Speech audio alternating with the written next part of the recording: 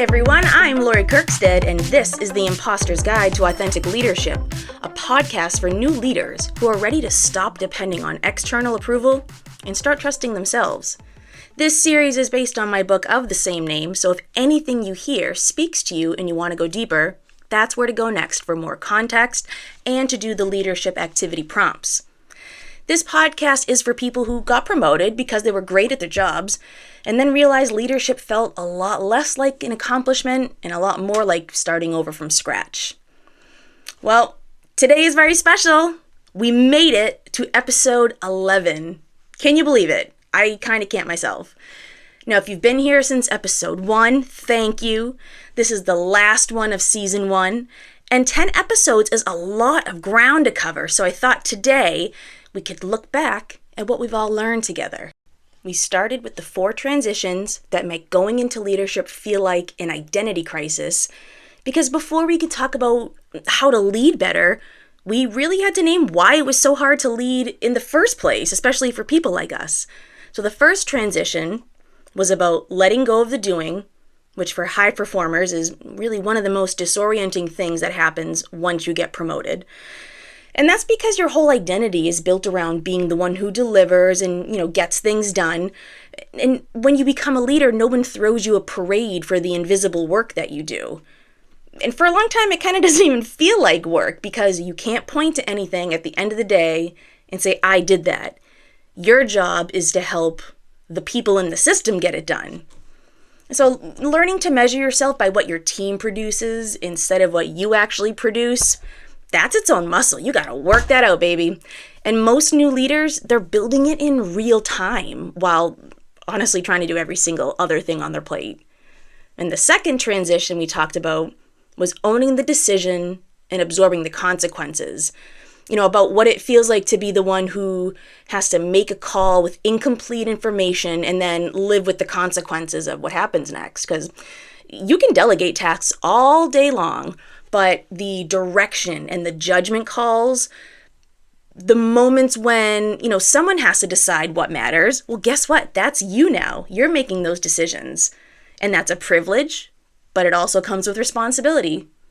When you get them wrong, and you will, there's no one above you who you can point a finger at. It doesn't work that way anymore. Just like you can't point your finger down at your team and blame them. You wanted this job, so now you have to deal with what happens when you make decisions. Now, the third transition was the peer to manager shift, which I think is the one that catches people the most off guard because it doesn't feel dramatic from the inside. It's like little by little, you're still the same person sitting in the same meetings with the same people. But then you sort of realize the room is starting to rearrange itself around your title and the assumed level of power you have, whether you asked it to or not. People are listening to you differently. And if you're someone like me, the jokes will land differently.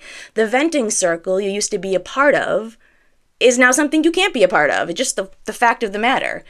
And, figuring out how to hold empathy and authority at the same time without blurring the line, really, that's some of the hardest relationship work I've ever had to do. And it's what leadership asks you to do. And then we close it out with the fourth transition, which is the one that kind of gets the least attention and does the most damage. And that's the moment the system you're operating inside starts pushing back on your values. Like, you went into leadership knowing who you were, what you stood for, and then the environment started asking you to make all these compromises. And they're small ones at first, and you had to figure out which ones you could live with and which ones were the absolutely no. It's going to cost you something you couldn't get back. But that's where authentic leadership, it stops being a concept and it becomes something you do or you don't do. There really is no try in that situation. So that's the foundation we built in the first half of the series. Then we went into Dr. Bill George's 5 dimensions of authentic leadership, which is where things got a little personal. Purpose was first, and it was the one that asks you to stop confusing being needed with having a reason to lead. Your purpose is not what other people appreciate about you or what earns you the most praise. It's the thread that shows up in the work even when nobody's watching. And it's the thing that stays consistent across every single job you've had, even when everything around you has changed. I mean, It's like for people pleasers, that's a hard distinction to make because we've spent so long tuning into everyone else's frequency that we stopped being able to hear our own. And finding purpose means sitting long enough to notice what's actually been driving underneath. And for a lot of us, that's approval seeking. Values came next, and that episode was really about the gap between knowing what you believe and then saying it and being the person you want to be when it actually costs you something. For people pleasers, those are two completely different skills, I think, because most of us can name our values, but what we couldn't do was let those values make us inconvenient. And I think that's the test that counts. Values that have never been tested, they aren't values. They're intentions, right? And intentions don't build trust. You got to do something about that. Heart was the one that surprised me to write because I think people pleasers and imposters are almost always convinced that they've mastered it. We think of ourselves as the warm ones, the ones who notice when someone's struggling, and we make the space. And there is truth to that, but I think the real conversation in that episode, it ended up being about the difference between absorbing everyone's feelings and being present in a way that actually helps someone move forward. You're not just listening for the sake of listening. What are you going to do about it? They're not the same skill, even though they can look pretty much identical from the outside. Being the person everyone comes to isn't the same as leading with heart. Sometimes it's the opposite. Because if you're the release valve for everyone on your team, the pressure never builds enough to force the real reckoning that would help them grow. The one, I really think this kind of landed hardest for me personally. If I'm being totally honest, you can sense the hesitation in my voice here. It's because it meant admitting that some of what I've called compassion over the years was me avoiding probably the harder conversations. Then we had relationships, and that one stung a little because it asked us to be honest about the difference between being liked and being trusted, and to look clearly at whether those connections we built were as solid as they really were. Let's get a reality check. People pleasers build warmth easily. What takes more work is building relationships that can survive the uncomfortable moments, and they don't disappear when everything shifts and, the stakes get real. Liking, I think, is easy to manufacture.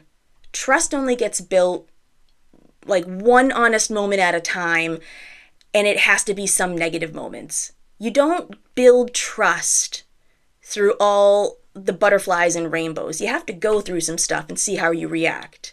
And you can't shortcut it. You can't shortcut your route to likability, and you definitely can't do that with trust. And then we closed it out with self-discipline, and it was about reframing the whole conversation because the problem for most people pleasers was really never a lack of effort or commitment or follow-through.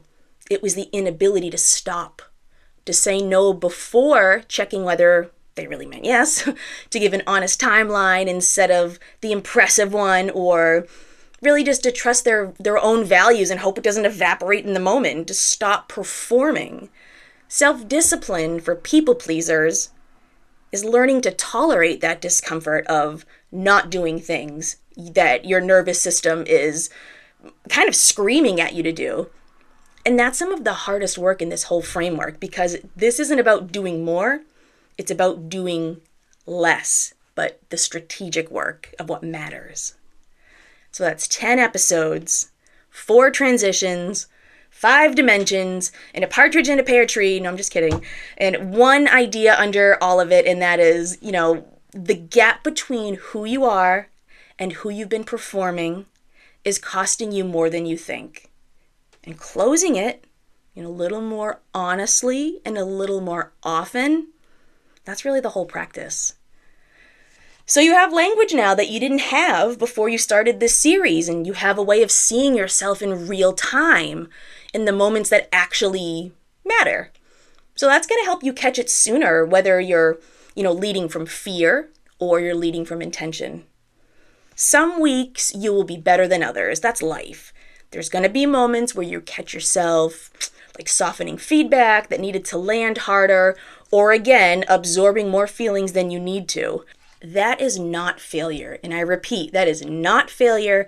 That's the ongoing nature of the work. And the measure of it was never perfection. It was honesty with yourself. And I think that's what we struggle with. We can't be honest with ourselves. Then if you can't be honest with yourself, you can't be honest with the people that you're responsible for. And you are amazing people. You're smart, you're talented, you care about people. And I believe in you just as much as you should believe in yourself.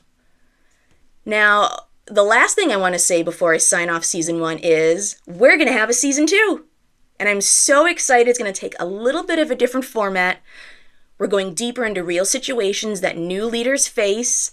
And I'm going to have people share their personal stories, what we've learned, because let's be real, we learn from failure, not necessarily from seeing everyone do everything right. And stories are the best way that we learn. I want to help every single person see that you're not out there alone. We're all going through the same thing. And that's what sharing our stories does. It brings us together and we realize we're not alone and we can get through this together. So before I go, I want to say one last thing because I mean it and I don't want to rush past it.